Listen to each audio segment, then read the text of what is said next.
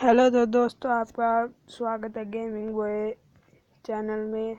तो आपका phone hang करता है तो हम उसको फिक्स करेंगे। आपको करना क्या है, सबसे पहले सेटिंग में जाना है, फिर आपको अबाउट फ़ोन में जाना है, फिर सबसे नीचे जा करके इस पर 7-8 बार क्लिक करके फिर बैक आकर ये आपको ऑप्शन मिल जाएगा। तो इस पर क्लिक करना है। नीचे आकर के आपको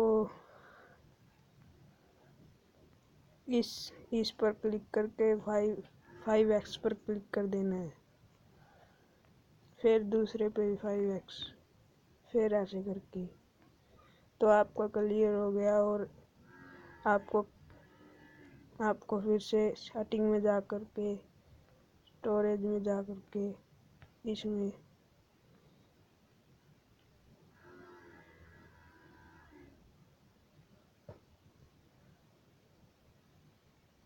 तो आपको कैचिंग डेटा पर क्लिक करना है 5 बार।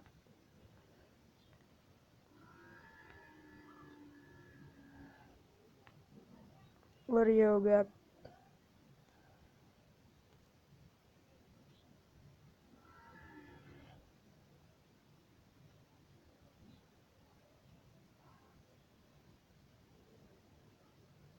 तो ऐसे आप फिक्स कर सकते हैं अपने हैंगिंग प्रॉब्लम को।